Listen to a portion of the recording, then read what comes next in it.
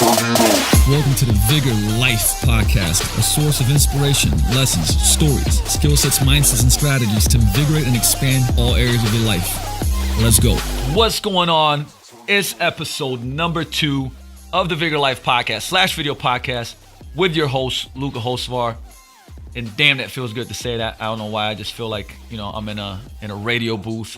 Gene's telling me not to move a lot because if I do, then the sound goes off. And if anybody knows me, I have a humongous problem with not moving a lot. So, and we're coming right back because there's been so much actually great feedback that I've been getting off of asking questions on what to cover, which is the absolute best thing. Now, there's a ton of topics that I want to cover, but sometimes, when you get multiple people asking the same question, I'm like, all right, I got to cover this. I got to talk about this. And one of them has been fear.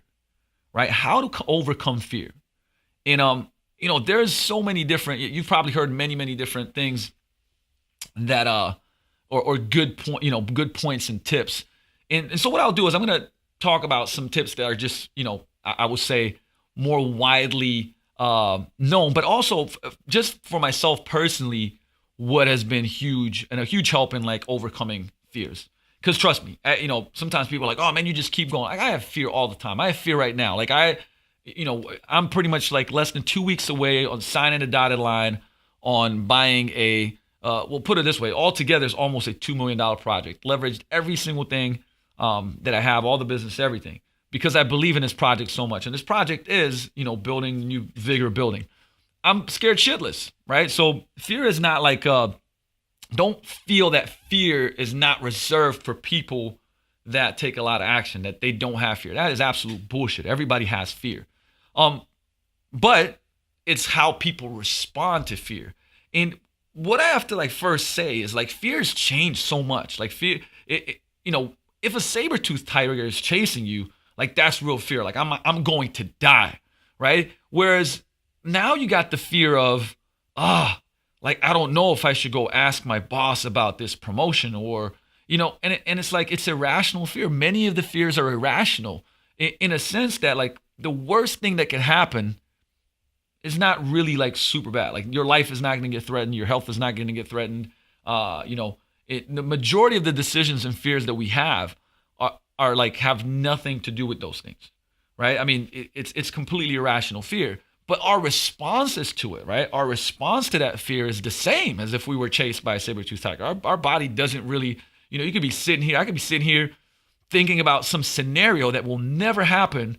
And all of a sudden, I have a chemical response and sympathetic nervous system and I'm fight or flight and I'm freaking out here. And I'm having the same response if there was a tiger chasing me, right? So just understanding of that most of the fears that we have today are irrational. Oh, I'll be late. Oh, this is going to happen. That's going to happen. It's whoa, in the grand scheme of things, in 6 months or a year, you wouldn't even remember that. But the crazy thing is you probably would remember it if you did take action because it might be a turning point in your life. Quitting your job and going to do something you love.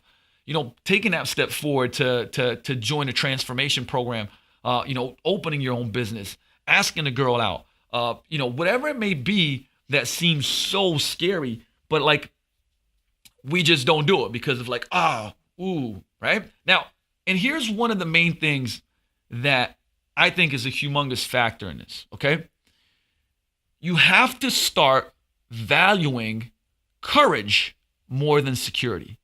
Now, I talked about security and insecurity as being an entrepreneur in the last podcast, but if you value security, you will never make the step. You will prefer to be miserable in your situation than to change, right? The thing is most of the time, the fear, the pain of being where you are has to become bigger than the pain of change for most people to change. But I really do hope that that's not where you have to, get to. Changing your values and valuing courage and understanding that courage will change your life. To step into situations where, it's the excitement of the challenge versus, oh, you know what? I'm going to keep it safe. I'm going to be secure. I don't think anybody in life has ever said that's achieved some great things pushed the boundaries, lived an exciting life. Now here's the thing is, if you're listening to this and going like, you know what, I want to be secure. Okay, cool. And there's a part of us, of course, everybody wants a part of it to be secure. But the reality is, what you give more value to, is it security or courage? And for me, it's going to be courage every single time. So how to overcome fear? Give more value to courage than you do to security.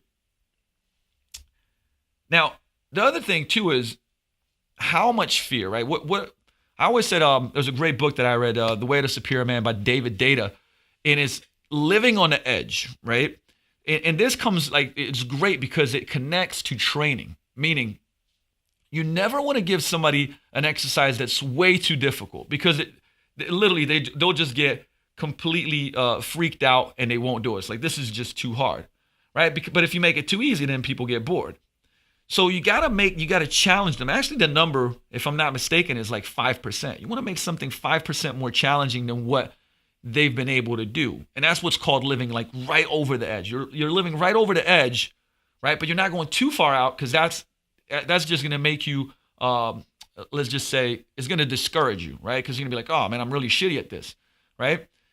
And that's how fear is. Once you start living on that edge and keep continuing to push into the resistance, right?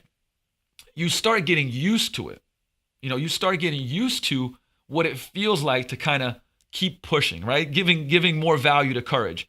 And my good friend, Aubrey Marcus, who's the CEO of Honest, says, to conquer fear, you do little things. Like, for instance, if it freaks you out that you're grabbing a cockroach, right? Because it's got this weird feeling or something like that, or a spider, right?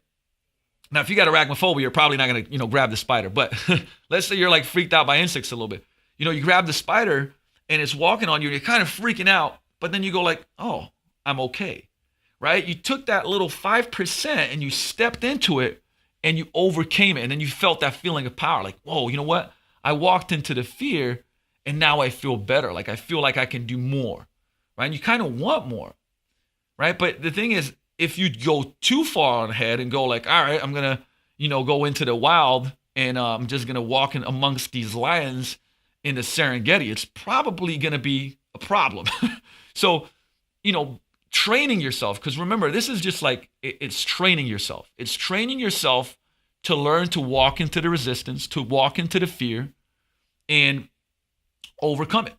And then what you see is you get that experience, because once you overcome it, the feeling, like the oxytocin, the chemicals that get released are great. And then you start going like, whoa, you know what? Maybe I want another challenge. Maybe I want to walk into some more fear, right? And that's one of the key things.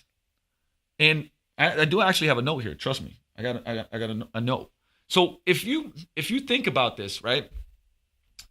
Fear a lot of times, now, and there's, dumb decisions, and I've done many of those in my life, but there's also educated decisions where fear is almost a call to action. Think about it, right?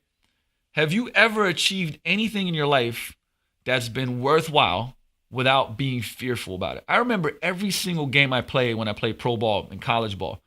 I would visualize, I'd shoot thousands of shots a day, and I'd do everything. Once the game came, I had this fear, what if, right? But I still went and played the game. I walked into the game, I did my absolute best. And then all of a sudden that fear turned into excitement. And there's a saying that actually one of my friends, Steve, got me to kind of take on, was my anxiety is my excitement. And you could replace anxiety with the word fear. Essentially, my fear is my excitement, right? What if that fear is excitement? And what's a good example? You ever been on a roller coaster?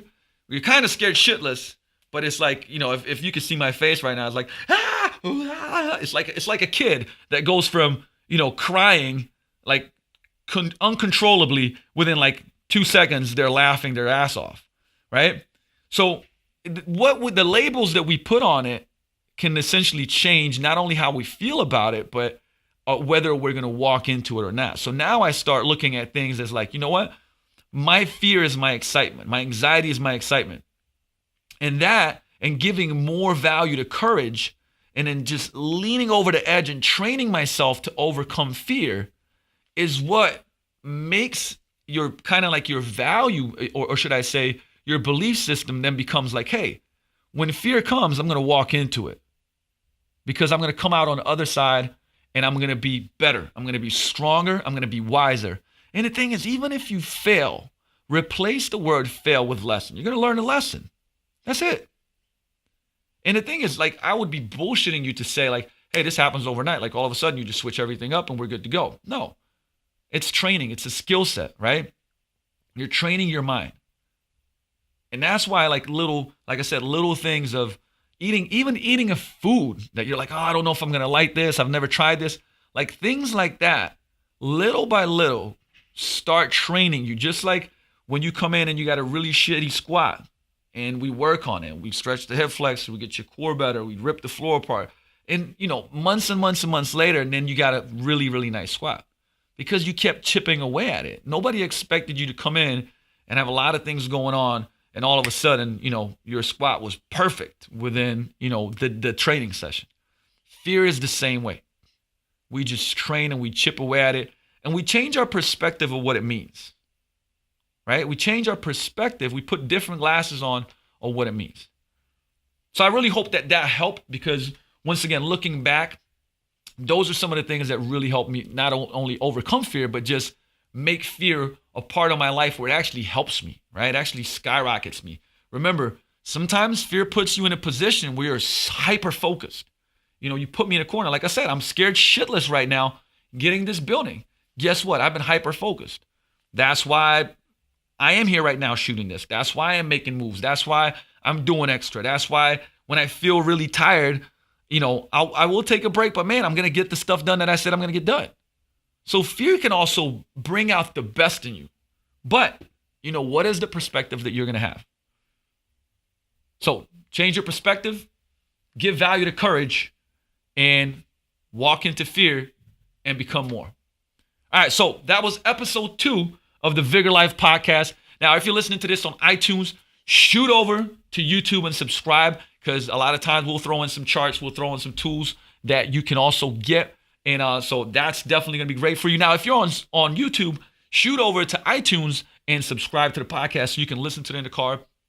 Like I said, on YouTube, you can usually see my pretty face, or if you don't like that, you don't have to watch it. But we'll be back. Love you. Peace out. See you next time.